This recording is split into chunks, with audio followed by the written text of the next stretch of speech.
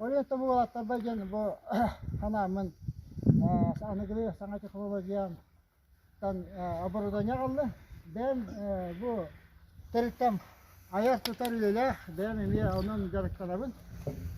Onda bu ben hana öte sanatın bu olatlar ba ne kaldı?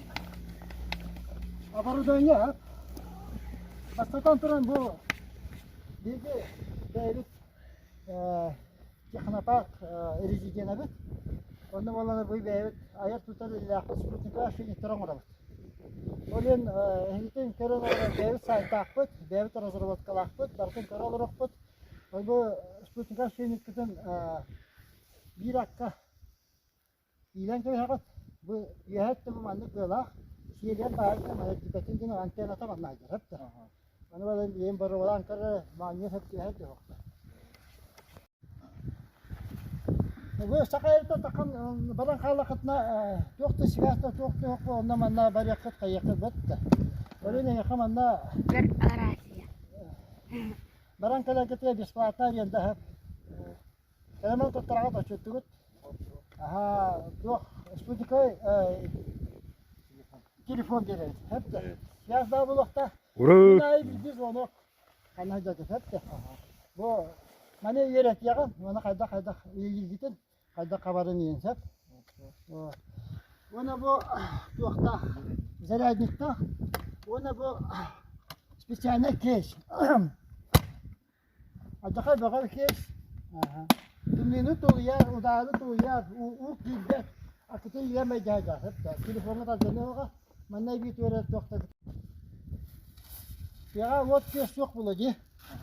Onun bir energetikada ne jarıktanabı, Sputnik'a internetine barınan jarıktanabı. Onun bolamanı mutlu vakta. Son işine panye. Akıl samiter ilan bir hafta kaydaktı bana bu zararlı ustrosta.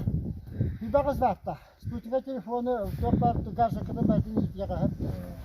Andıran bu olanı приспособлены, но olanı bilgilerini bana bir aracı mı приспособлены hep.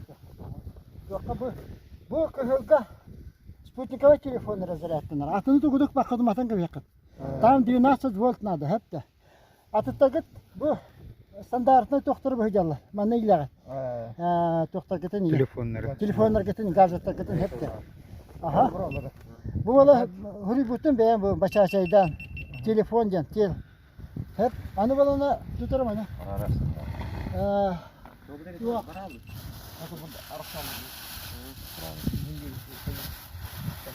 Bir sene yok oldu.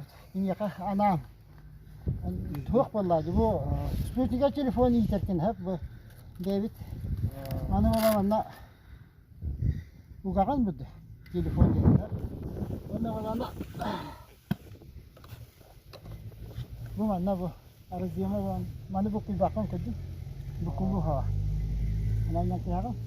Ona dünya bedik kedere